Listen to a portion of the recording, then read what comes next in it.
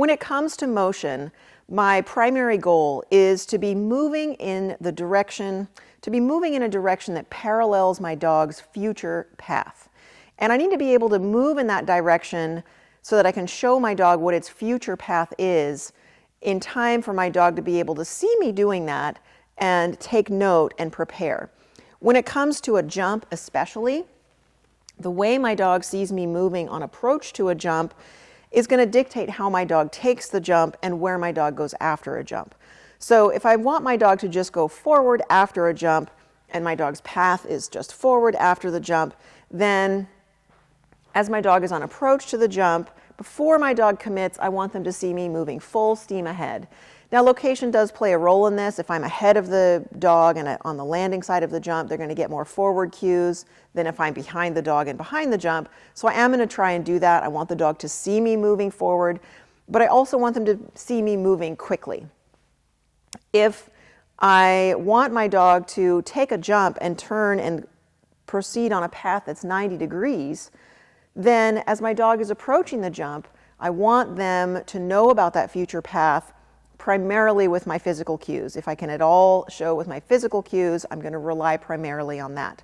And that's where shoulders and arms and verbals do come into play, because the way that my physical cues show a dog where to go is that as the dog is on approach to the jump and preparing to organize its body to take the jump, if I'm moving forward, deceleration, going from fast to slow, in an observable manner is going to get my dog to slow down. Well, if I just decelerate and take a lateral step, why would my dog take the jump and not just come with me? So I need to be able to let my dog know with my upper body cues by facing forward and using my arm and looking forward and saying a word that means, yes, take this obstacle, that even though I'm decelerating and moving to the left, let's say, I want you to take the jump and then parallel my path. And I'm real specific about how I take that step. So watch my lower body as I take that step. I'm always going to step in the direction I want to go with the leg that's closest to that direction. So if I'm just going to do a simple pull, a lateral pull, if I want my dog to take this jump in a way that yields a pretty nice jumping arc and a subsequent line that's 90 degrees perpendicular to their current path, then I'm going to decelerate simultaneously. So this is all going to happen as my dog is back there committing to the jump. Simultaneously, I'm going to decelerate, step to the left with the leg closest to that direction, and say jump. Now, I might say a left turn cue if I want my dog to collect a little bit more than my physical cues say, but at the core of it, I just need to let them know, yeah, you need to take this obstacle and then move on the line that's parallel to this path that I am painting on the ground with my foot. And that really matters, because it turns out if you decelerate and then step like this, first of all, you haven't gone anywhere. This is terrible footwork, because how can you go anywhere when you're all twisted up like this? Second of all, it turns out that this step, because you're stepping with your inside leg closest to the dog, is a forward step. And so your dog is likely to go forward after that jump and whatever it happens to be looking at the moment you take that step. You're not going to get a really nice 90-degree turn to the left. So for those people who think that a send, when they send their dog to a jump, is decelerate and then do this, you're actually giving a lot of forward cues, because you just stepped forward and pointed at the jump. Everything said forward. I said jump, my shoulders are saying jump, my arm is saying jump, go forward, and my foot, that big fat step that I just took, says to go forward. What I want to be able to do, and this is where physical fitness can come into play and coordination and practice, is to be able to decelerate and for that moment have my feet together and kind of point at the dog's path, their current path. I want you to get to right here, jump as I step to the left. Now this takes some training, and if you're in the Agility Challenge, you're going to want to check out the units that we've done on sends and commitment, because again, a young dog is just going to stop dead in their tracks and come with you, especially if you've played a lot of chase games.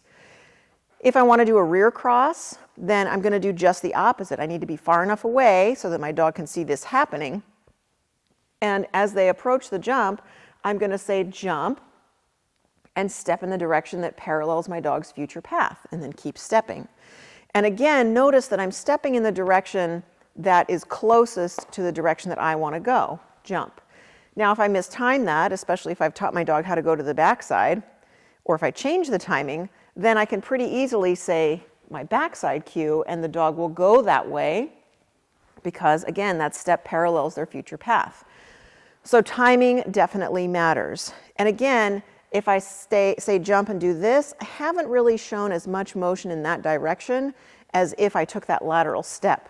So a lot of dogs, when the handler stops and says jump, because the handler's not actually moving, you're just rotating, they'll still jump and turn toward the handler because they didn't actually see any lateral motion to that direction. So motion is a big deal. You've got, within the category of motion, you can show the dog acceleration if you want it to go forward or faster, deceleration if you want it to slow down or turn towards you, and lateral motion, which is a biggie. And that's where a lot of us tend to fall down a little bit, metaphorically, because we don't know how to run, decelerate, kind of squat back, and then step laterally. We tend to run, decelerate, and then step forward, and then go back.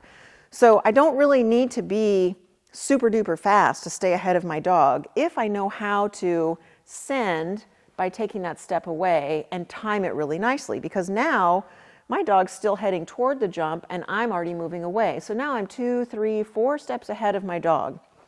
If I'm doing a front cross, then I will step with this leg, because in a front cross, I'm employing also potentially some rotation. So I'm letting the dog know, hey, I'm slowing down. So I'm running along, I'm slowing down, saying jump, and stepping back with this leg. And this is going to let the dog know we're going this way before they even get to the jump.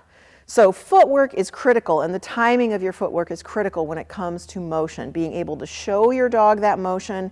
It's not just about, oh my gosh, I got to get there, I got to run fast. It's movement more than running, purposeful movement that helps your dog understand where to go on course. And so every step that I take on course, when I'm walking a course, I'm thinking, okay, what does this step show the dog? If I accelerate, what do I show the dog? If I move laterally, what do I show the dog?